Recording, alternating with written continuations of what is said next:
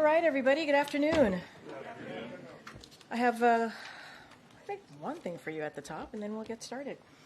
So before we get started, I wanted to preview what to expect tomorrow night with President Biden delivers his third State of the Union. You will hear the president lay out the historic achievements he has delivered on for the American people and his vision for the future. Looking at what President Biden faced when he came into office and where we are now, it is clear he's got more done in the first 3 years than most presidents have accomplished in 2 terms. He will talk about the success in implementing his agenda, from infrastructure to chips to lowering drug prices and getting rid of junk fees, as you heard him speak to yesterday with his competition council. He will talk about whose side he is on and his plan to improve the lives of all Americans. That includes lowering costs for Americans and giving people more breathing room, lowering health care premiums and taking on Big Pharma to lower the cost of prescription drugs, making the wealthy and corporations pay their fair share in taxes, saving our democracy and protecting our democratic institutions, protecting women's reproductive health in the face of relentless attacks from Republican elected officials, making progress on his unity agenda, ending cancer as we know it, delivering on the sacred obligation to veterans, tackling the mental health crisis, and beating the opioid and overdose pandemic. We will have more to share tomorrow, but fundamentally, the president will outline an agenda that is about continuing to build on the progress that we've made over the last 3 years. The president has always been an optimistic person, as you all know, and even in the face of challenges that we have in front of us, he will share why he is hopeful about this country's future and why it is a mistake. It is a mistake to bet against the American people. With that, Sungmin? I have a couple on Haiti, if I may. Sure. So earlier today, Ambassador Linda Thomas-Greenfield said that the U.S. has asked the Prime Minister to, quote, move forward in a political process that will lead to the establishment of a presidential transitional council that will lead to elections. So I just want to clarify, does that mean a resignation? Did the U.S. government ask him to resign directly? So a couple of things. We are definitely not pushing the Prime Minister to resign. That is not what we're doing, but we have underscored that now is the time to finalize a political accord to help set Haiti on a path to a better future, and that is something that we've been working on for some time. We've been working on that with the CARICOM, so that is nothing new. We've had those conversations, and also the Haitian partners on the path to restoring democratic order in Haiti through free and fair elections, inclusive governance, and power sharing. This will give the people an opportunity to democratically elect their prime minister. Again, this has been a conversation that we've had with Haitian partners, CARICOM, for some time now, so that is not new, and we certainly are not pushing him to resign. Even though you're not directly calling on him to resign, can you just discuss the timing of why you're encouraging of this transitional government now?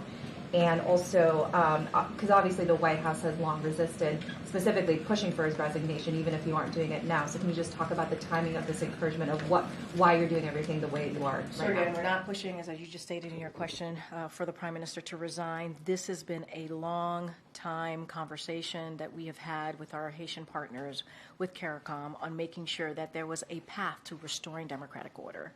So that has been consistent with what we've been trying to do for some time now. And we believe, it is the Haitian people, they need to have an opportunity to democratically elect their prime minister. And so there needs to be a plan in place, obviously, to do that. And so that's what we're encouraging. But we've been having these conversations for some time now. And one domestic matter, back in February of 2021, President Biden said Donald Trump should not be given the traditional intelligence briefings that were given to former presidents because, quote, what value is giving him an intelligence briefing? What impact does he have at all, other than the fact that he might slip and say something? Does the president still feel that way now that Donald Trump is on the way to becoming the Republican Party's nominee and would be entitled to the briefings that a party candidate would get? I think the president's words stand today, as he stated however long ago. I don't think his mind has changed on that. I just don't have anything to add. Would he do anything to block him from getting these briefings later this year? I don't have anything to add, but the president was very clear about how he felt about that, and I would say those comments certainly do stand today. Thanks, Karine. Can you confirm that the White House invited the Ukraine's First Lady to the State of the Union, but that she declined to attend? So the White House did invite Mrs. Zelenska to the State of the Union. She was unable to attend. I would refer you to Ukraine as to her reasoning why, but she did indeed receive an invitation from us. And there was also an invite that went out to Navalny's wife. Can you talk a bit about how the president may address foreign policy issues? Of course, he's going to be speaking to Republicans, many of them who, he wants to convince to back more funding to Ukraine. So, look, I'm going to be really mindful and not get ahead of the president on his State of the Union remarks, so not going to lay that out and how he's going to address Republicans, as you mentioned, who will be in front of him. But, the president, as it relates to certainly Ukraine, the president's going to continue to make his case that House Republicans need to move forward. The Speaker needs to put the National Security Supplemental on the floor. We know that it would get overwhelming support. And also, it's also about our national security, our own national security. And so we can't let politics get in the way of our national security. So the president's going to make that clear, and I'll just leave it to the president. As he would say, stay tuned. Stay tuned for tomorrow. Just to be clear, he'd make those points clear at the State of the Union. He's going to continue to make that case clear. You asked me how he's going to do that or lay that out tomorrow in the State of the Union. I just don't want to get ahead of the president. But our message continues, right? As it relates to national security supplemental, obviously the Ukraine aid is included in that supplemental. Justice Navalny also invited and couldn't attend.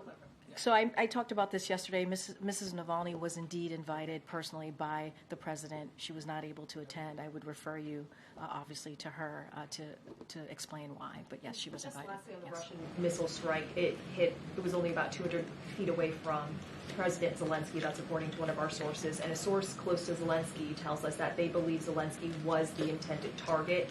Is the U.S. looking into that strike? Do they believe that Zelensky was, in fact, the intended target? So I can't speak to what they were targeting. That's not something that I can speak to, but it appears that it landed near, as you just said, the convoy. And I think Russia's actions speak for themselves here, but I can't speak for their exact target. Karine, do you have any reaction to the sailors that were reportedly killed in the Houthi attack? So let me say a couple things about that. That happened earlier today. So today the Houthis have killed innocent civilians by continuing their reckless attacks against international commercial shipping, which impacts countries throughout the world. The ship they attacked was a Barbados-flagged Liberian-owned bulk carrier. It was not a U.S. ship, contrary to what the Houthis claimed. These reckless attacks by the Iran-backed Houthis have not only disrupted global trade and commerce, but also taken the lives of international seafarers simply doing their jobs. We offer our condolences, obviously, to the families of those who lost their lives and again condemn the Houthis for these attacks. And we will call on governments around the world to do the same and join us in bringing to a halt these appalling attacks.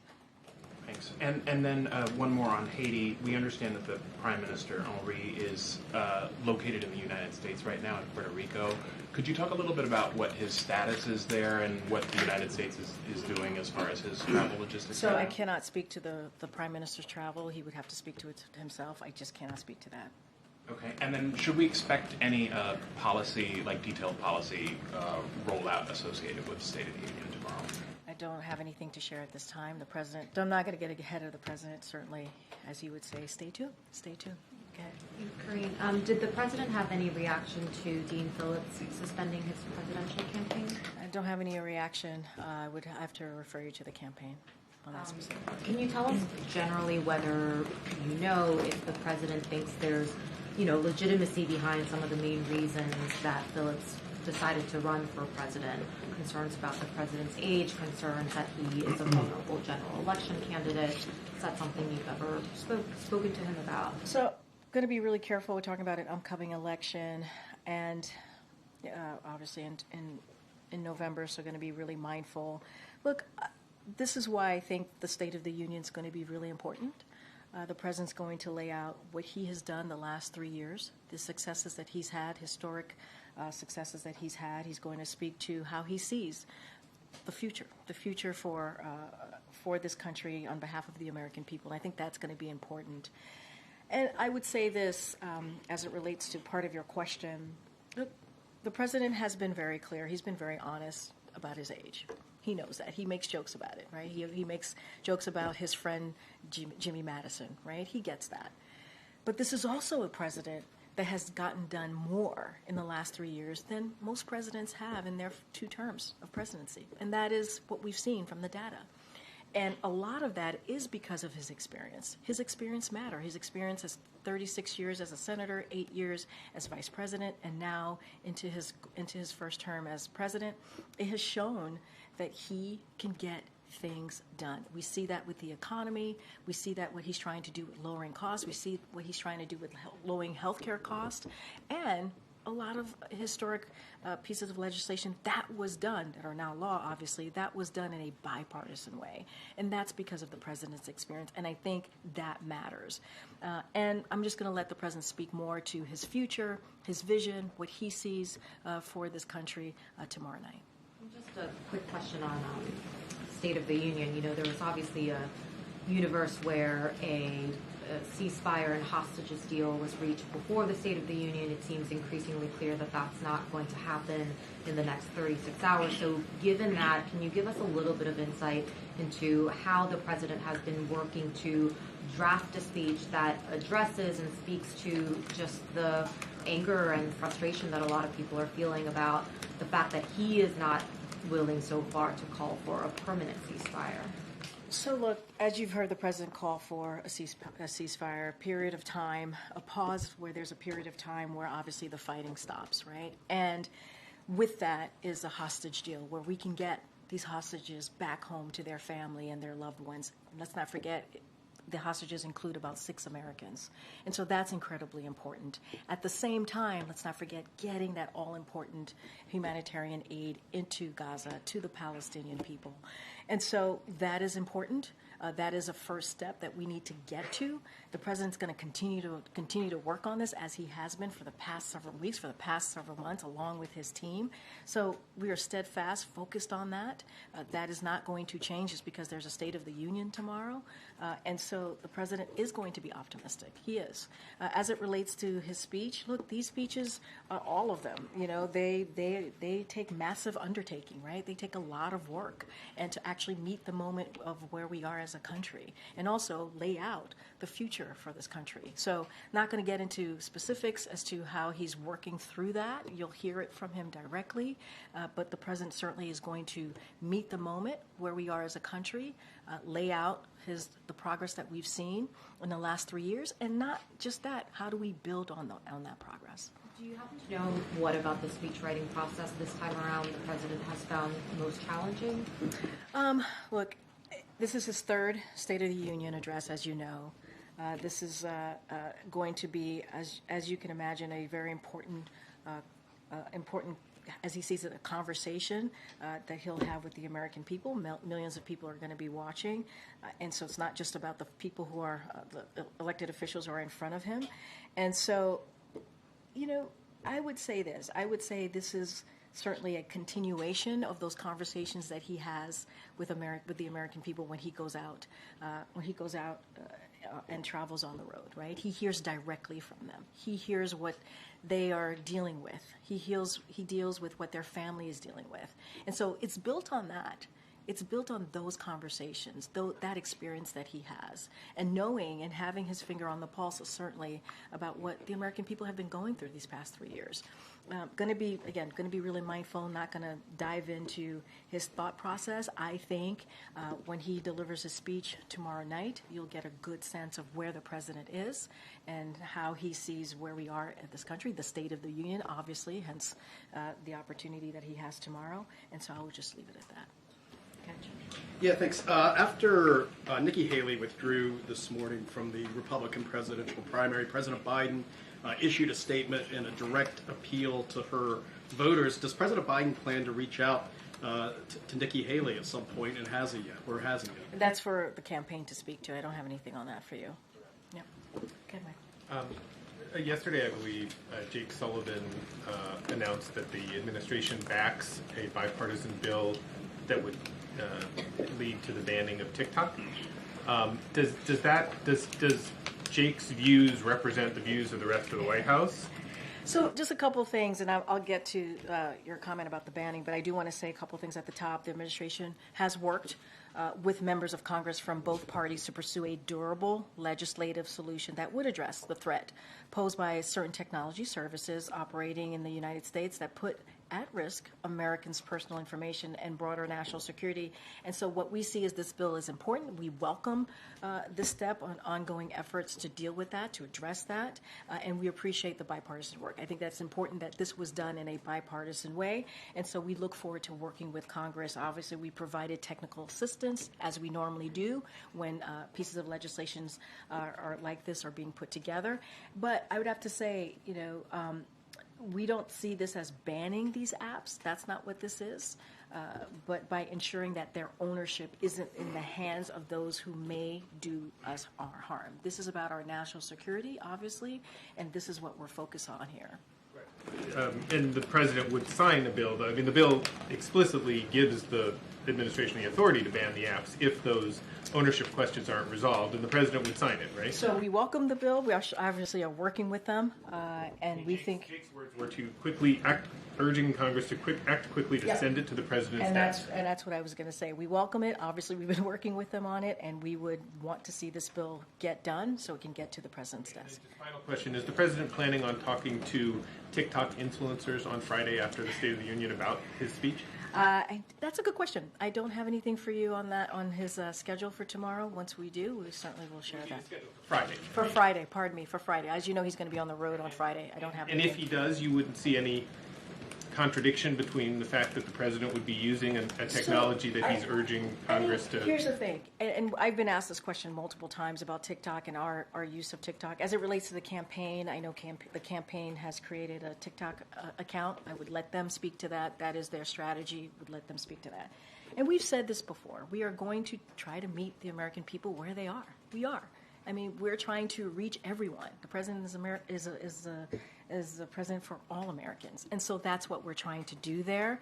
Even if it's a dangerous platform. But it doesn't mean that we're not going to try to figure out how to protect our national security, right? That's what we're doing here. That's what you see in this bipartisan legislation that's being moved forward, that you heard from Jake about, that you're hearing from me about. Doesn't mean that we don't do the work to make sure that we protect Americans, and that's what we're going to do here. Got time. Thanks, Karine. My colleague reported that U.S. officials told members of Congress in a recent classified briefing that the U.S. has quietly approved and delivered more than 100 separate foreign military sales to Israel since the Gaza war began on October 7th. I'm wondering if the administration has any comment on just the scale of the amount of, or the White House has any comment on the scale of the amount that's been transferred. I'm just not going to comment on that. And whether the White House thinks that there should be more transparency. I'm not going to comment on a reporting and what you heard. I'm just not going to comment on that. Okay, George. Thanks, Karine. Just one more point of clarification on the TikTok stance. Are you saying that President Biden would sign the bill in its current form? Because the NSC statement said that you wanted to work with members of Congress to put it on stronger legal footing. So it sounds like he would not sign it in its current form. We would need it to be worked on, right? As we have stated, we welcome the steps that they've taken. Obviously, you still need some work. Obviously, we're providing technical support. And once it gets to a place where we think, to your point, it's on legal standing and it's in a place where it can get out of Congress, then the president would sign it. But we need to continue to work on it, obviously. One more on the Houthi attack. Can you say if the U.S. is readjusting its military strategy against Houthis in response to this deadly incident? Is the U.S. going to step up attacks on Houthi positions in Yemen in response? So look, the U.S. obviously is going to continue to take action. And we believe that, and I'm not going to get into national security here, we believe that we have been able to degrade their capabilities in the actions that we've taken over the past several weeks, several months. And so that's been very clear in our assessment. But this is not just our problem. Obviously, this is an international one. So we are working in a multinational coalition to deal with what we're seeing currently by the Houthis. And so, look, this is something that we're going to continue to do. We're going to continue to take action, and that's what you have seen this administration do over the past several weeks. Okay. Continuing on the Houthis, why is the U.S. Navy having so little effect on stopping these kinds of attacks from happening? So as I was answering the question to Jordan a second ago, I'm not going to get into specific intelligence here, but broadly speaking, we know that the strikes have indeed impacted on degrading their capabilities, and that's important. We have taken out significant amount of Houthi weapons, and our military is regularly destroying Houthi missiles, and when they're being loaded and prepared to launch, but before they can actually be fired at commercial ships. So that's what we've been able to do. So we will continue to act as needed to degrade the Houthis' capabilities, and this is a process. This is a process here. Does the U.S. Still hold Iran responsible for these attacks? It hasn't changed. Our stance on that has not changed. And what would happen if the Houthis hit a U.S. naval ship? You've seen us respond when you saw 3 military members were killed not too long ago. You saw our response. So the president is also the commander-in-chief, as you know, and he understands that responsibility. And just to button up one thing on Haiti about the prime minister being in Puerto Rico, just to clarify, he's there on his own volition, or is the United States providing aid and comfort? So we are not providing any assistance to help the prime minister certainly return to Haiti. We're not going to speak to his travel. That is something for him to speak to. As far as you know, he's just enjoying the sights. That's for him. That's one way to put it. That's for him to speak to. All right. Karine, is the president preparing for hecklers during the State of the Union? Look, you saw the president last year when some Republican members behaved in a way that was, I would say, disrespectful. And he handled that, and he did that on his own. And he held them to account as it related to important programs that matter to the American people, Social Security, Medicare, Medicaid. He called them out on it as they were obviously heckling at him. And so the president's ready for anything. He's ready for anything. As you saw him literally do that last year, and it was something to watch. You all reported on that. During speech preparations, is he prepping for that, drilling? Look, the president knows how to handle this stuff. I mean, again, he did it literally last February of 2023, and nobody was expecting that. And he took them on and laid out and fought for the American people on programs that matter to them. And so, he got this. The president's got this. Given that House Speaker Mike Johnson has invited and is hosting the parents of Evan Gershkovich, what is the White House's reaction to that, given his role in stalling the national security bill? Do you think? What does the White House think about his invitation to Gershkovich's parents? As it relates to the National Security Supplemental and the Speaker refusing to put it on the floor so that it can get overwhelming support, as we know it's going to get, and it will work towards our national security. Right, it will protect the American people, national security. That's how we feel. The Speaker should actually put the bill on the floor that we know Republicans are going to vote for it. Obviously, Democrats are going to vote for it. Overwhelming support. If he cares about our national security and put politics aside, he should do that. I ask because the White House has said before that the Speaker, by stalling the national security bill, he's giving aid to Russia, and now he's invited. I mean, that still stands. I mean, I was just asked by one of your colleagues about the convoy, right, where President Zelensky was and the attack that happened near his convoy. We know what Russia is up to. We've seen what has been happening on the battlefield over the past several weeks because of Congress's inaction. And so we've been really clear. When the big four were here just last week, the CIA director was in the room, and he laid out the dire consequences for Ukraine.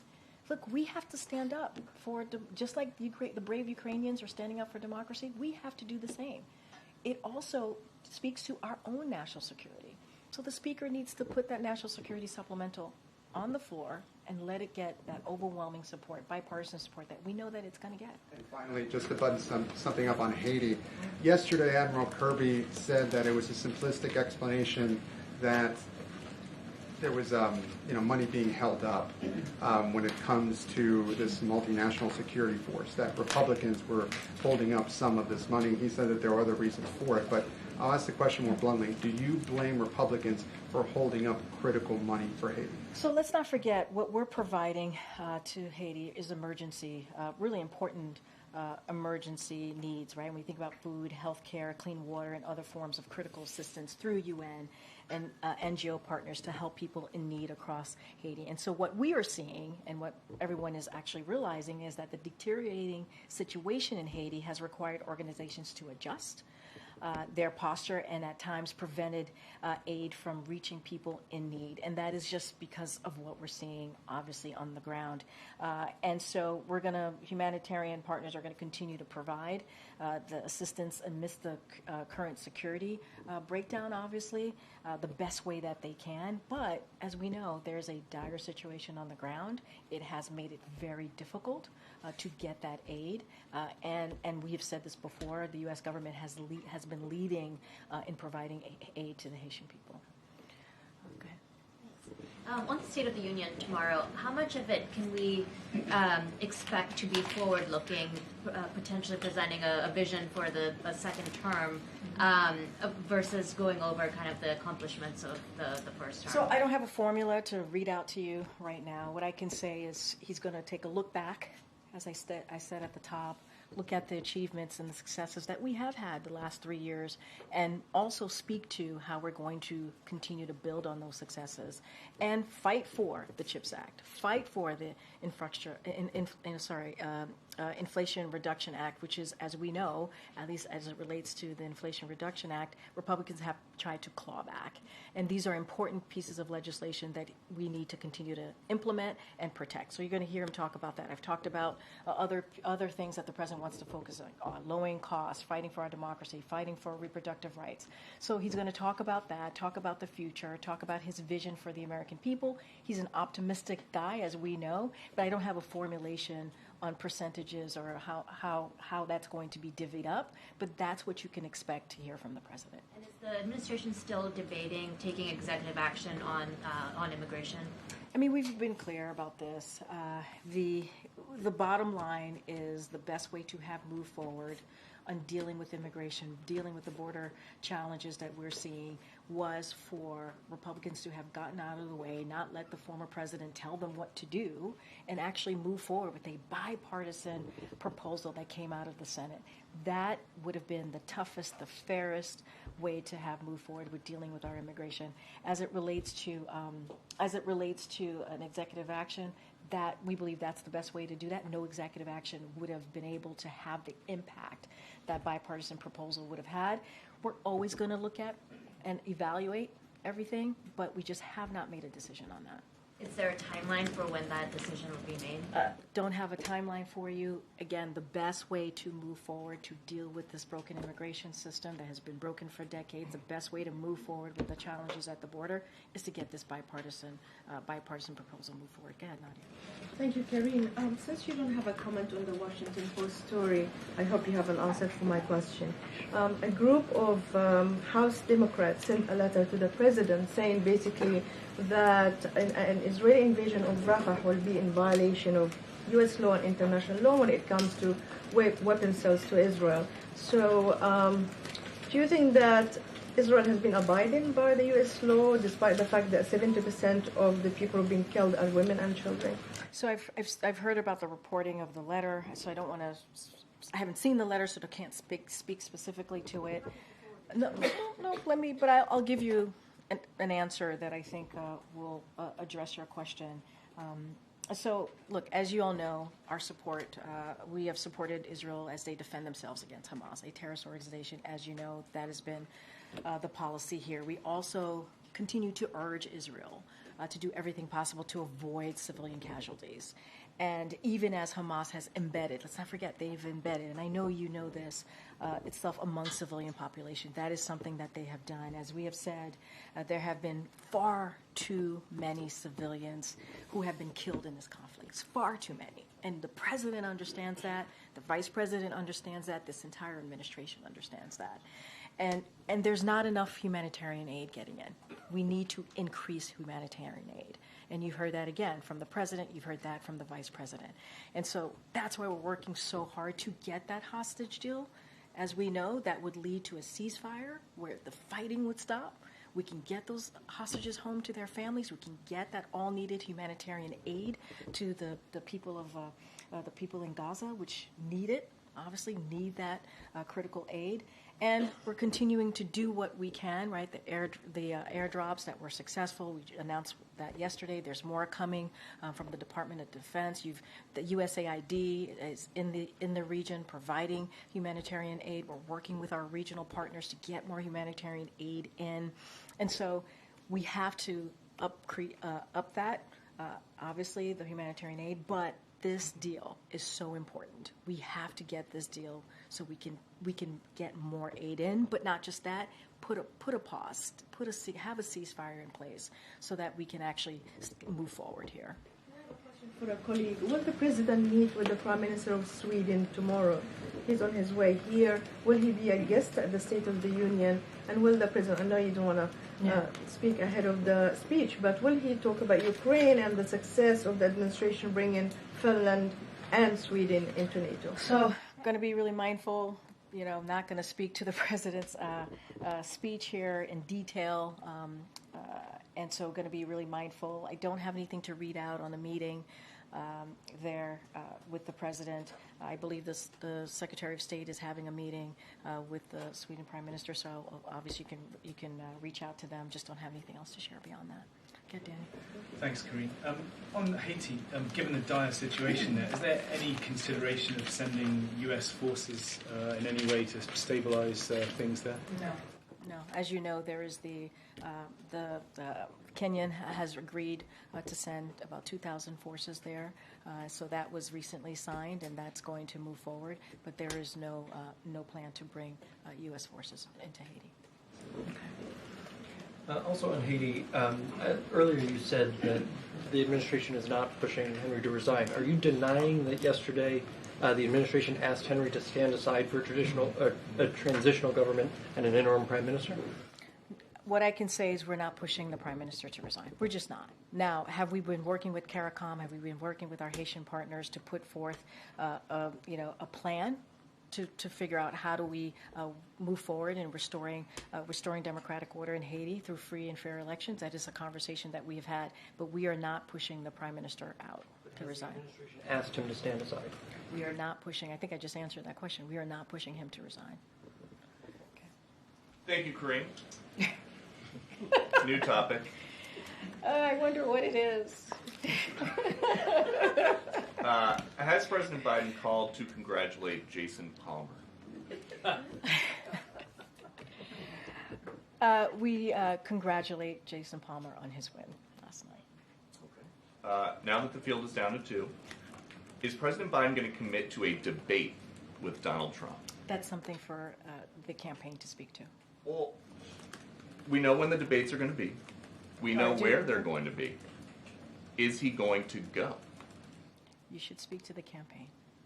In 2020, once it got down to one-on-one, Joe Biden said, "I can hardly wait to debate him." How about now? I'm going to sound like a broken record. You should reach out to the campaign. Why is this a campaign thing? Because it's an election. It's a debate for the 2024 presidential election. I'm not asking what argument he is going to make at a debate. I'm just at. It's okay, not an argument. We're not talking about arguments. You're talking about his attendance. You need get a to lot talk of to the questions in campaign. here about these polls concerning the president's age and his acuity. Do you think that it is going to quiet concerns about the president's age and acuity if he decides not to debate? What I can say about that is not talking about the debate. That's something for the campaign to speak to. Not going to speak about that. To your question about age, I think I sort of answered that. I mean, you're going to see the State of the Union tomorrow. You're going to hear the president lay out his plans. You're going to hear a president who has had a successful 3 years of progress. Still a lot more work to be done, but a progress nonetheless, and how he's going to build on that. Bless you. Did you say something? No. Okay.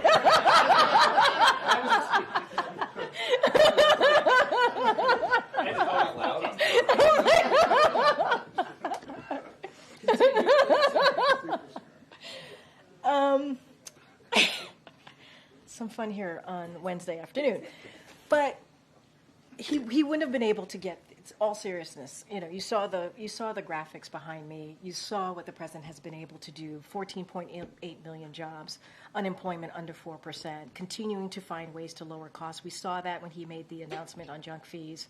You saw what he's been able to do for the American people internationally as well, protecting our national security, being a leader as we're trying to fight a dictator, as Ukraine is fighting a dictator, that is Mr. Putin. And this is because of the president's leadership. It really is. I mean, 36 years in the Senate, 8 years as vice president, that counts for something. That counts for experience. That counts for having these relationships. That counts for knowing how to get things done. And the president wants to build on that. He does. And not only that, when people were saying he couldn't get things done in a bipartisan way, he was able to do that. Infrastructure, it was a punchline in the last administration. It was a joke. Now we actually have an infrastructure decade. You think about what we've been able to do for our veterans in the PACT Act, really help our veterans. You think about the Chips and Science Act, which is bringing home manufacturing. 800,000 jobs have been created. This is what the president's been able to do. And guess what? That's because of his experience. And so just for clarity, it's possible that there will be no Joe Biden, Donald Trump debates. Is that what you're excited about? Is that what you want to see? Because you keep asking me. You've asked me about 3, 4, 5 different times in different ways, and I've said. How would President Biden do in a debate? I'm not asking a question about a specific debate. I'm just asking how would he do in a debate? I know it's been 4 years since he's done. You literally saw just last year, back in January 2023, at the last State of the Union, take on Republicans during giving a major speech. He took them on. As they were heckling him, he took them on and said he was going to fight for programs, essentially said he was fighting for programs that the American people needed. Social Security, Medicare, Medicaid. He stood there and fought for the American people. I mean, that was pretty impressive. Some of you all reported on that. Okay, I'm going to keep going. Go ahead, Phil, in the back. Thank you. Victoria Nuland, the third highest ranking U.S. diplomat who's had a hand in the future of Ukraine for some time, announced that she plans to step down. How did the president react to news of that resignation, and does he believe that she was successful during her tenure there? So I have not spoken to the president about this, so I can't give you an answer directly from the president. And so I'm just going to leave that there. Obviously, it's an important position. We appreciate her service. It is not easy to serve, as you know, and we appreciate her service. I just don't want to get into any specifics on that. I don't have anything to share. Then, what's the president's reaction to France codifying abortion rights in their constitution? So we appreciate countries taking a step forward to protect the right for women to make very difficult decisions on their health care. We appreciate that. I think that's a good thing to see. And as it relates to here in this country, the president's going to talk about reproductive rights and fighting for that. And what we're seeing across the country, more than 300 bills that were introduced recently on finding ways to prevent women from making these really important decisions on their bodies. And that should not be. And that's because Roe v. Wade was overturned, which is a law that was part of the Constitution for almost 50 years. Almost 50 years. And that was taken away. We see Republicans putting forth 3 national bans against abortion. That's not what the president's fighting for. He's fighting for the right for a woman to make a decision on her own body. And does he think that the French prohibition on abortion after 14 weeks is reasonable? Look, I'm not going to get into the specifics of that particular bill. What I could say, it's always important to see other countries actually take steps to protecting rights, fundamental rights that women should have.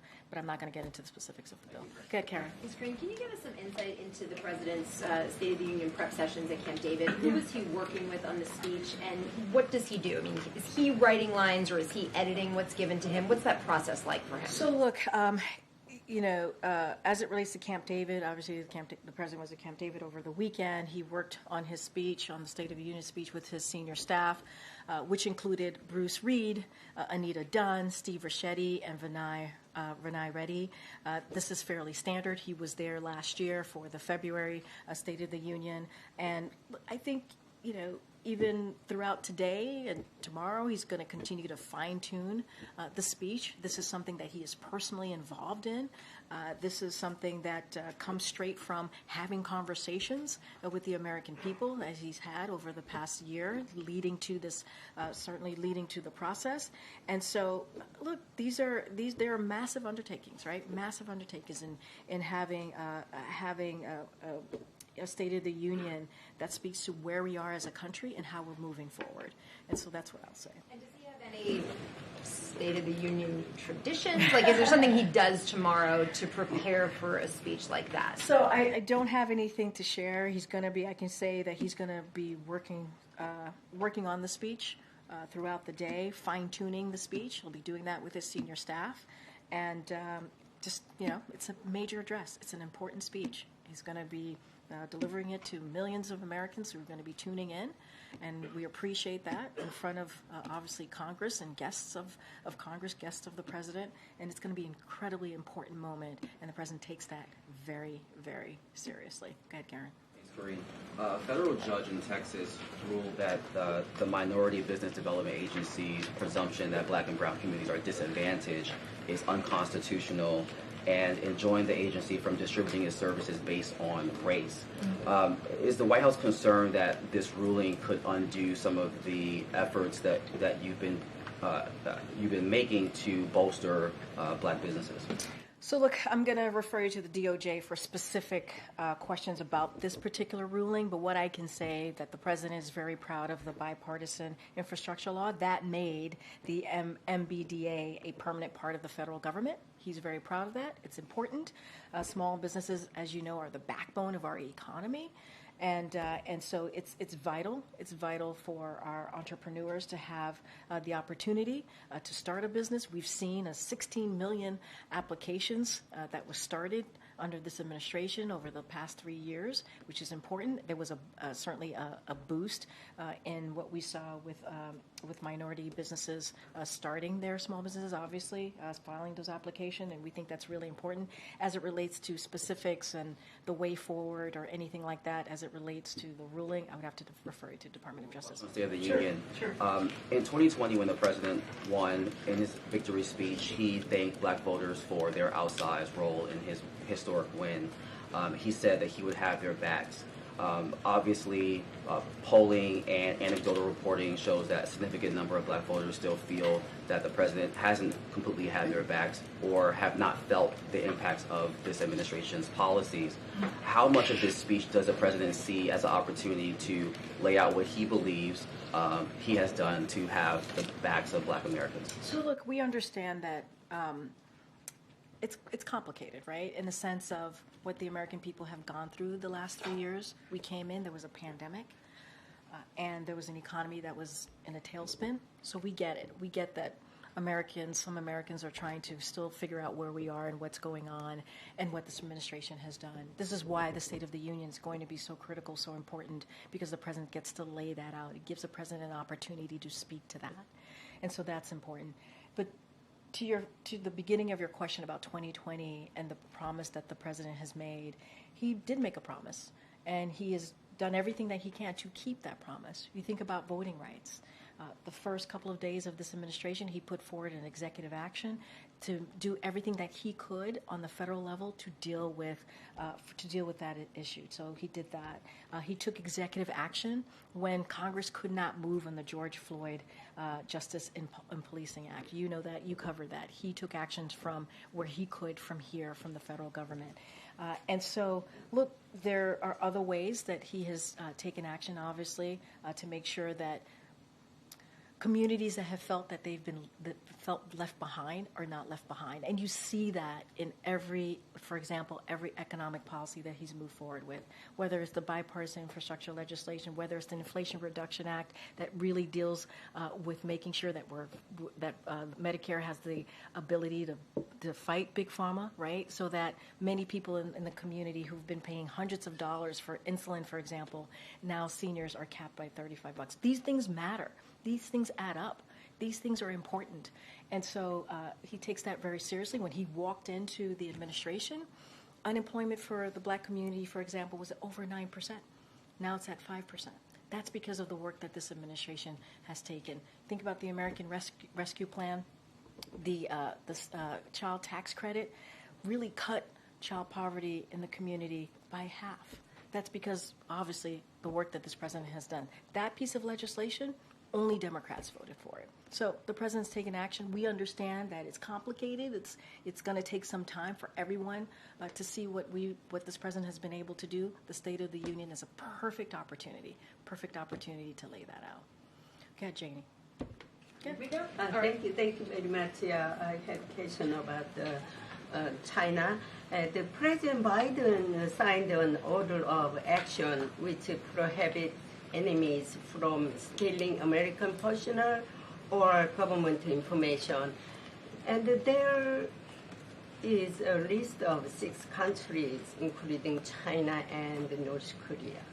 My question is, how is the investigation into the Confucius Institute, which is acting as China's intelligence agency, processing in the United States? So say that one. So the president signed. Say that one more time. The president signed the order of action for the enemies, steal the enemies' U.S. information.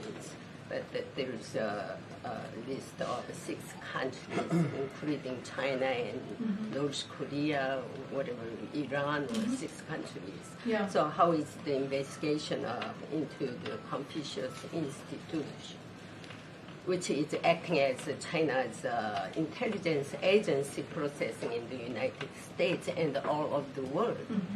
And Korea also too. Yeah, that's something as it relates to any investigation. That's something that the Department of Justice could go into. I'm not going to go into it from here. Okay. Thank you. All right, no problem. Go ahead, Andrew. Thank you. When the president speaks tomorrow night, you said he's going to talk about his efforts to bolster democracy. Is he going to have a message for people viewing this in other countries and in U.S. allies? Because I'm looking at some polling data from the UK. It says that 48% of British adults see the West's response to Putin and Russia getting worse if the president loses re-election. Over half, 52%, say that if the president loses re-election, the West's approach to climate change would worsen. Is he going to try and reassure people around the world that democracy is strong and project strength that he can win the election? So, going to be careful because you're asking me this question as it relates to the election, and upcoming election is going to be super. No, wait. Every time I say that, everyone gets a little upset that I say that. But I'm going to try and answer your question. But I just have to be super mindful here. I mean, that's just how it works here. I'm a federal employee. There's something called the Hatch Act. Got to be mindful.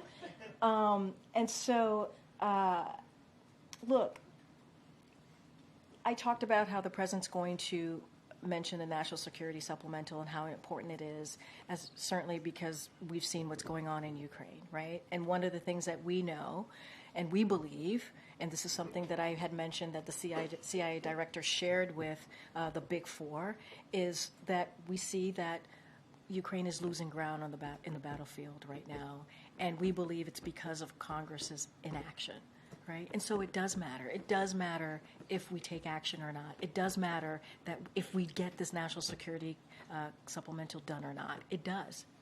Other countries look at what we're doing.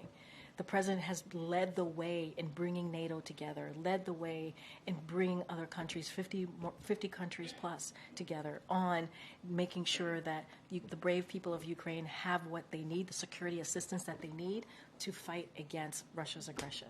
So yeah, it does matter. It does matter how we move forward.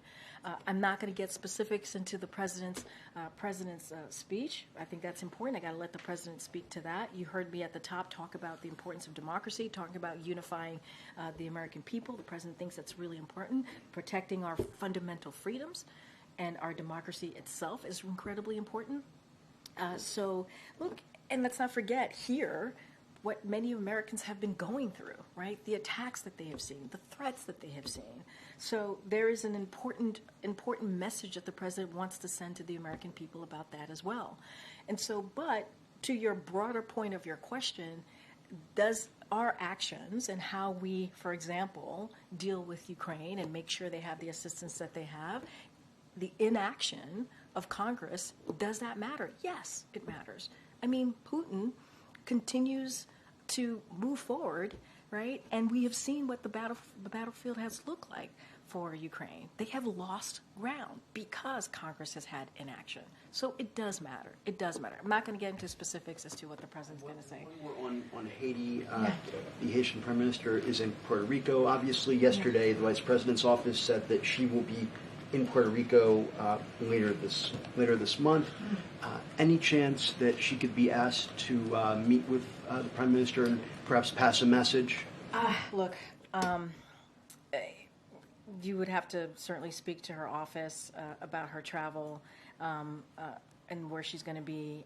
We've been very clear. We've been very clear dealing with our what our message has been, essentially, right? Dealing with, for some time now, with CARICOM, our Haitian partners, how we see the path forward, and that is restoring democratic order in Haiti through free and fair elections. That's been our message, inclusive governance, and power sharing. That's what we want to see. And we want to give the people in Haiti, we want to make sure that they have an opportunity to democratically elect their prime minister. That's what we want to see. And I will leave it there. Thanks, everybody. Thanks, Grant.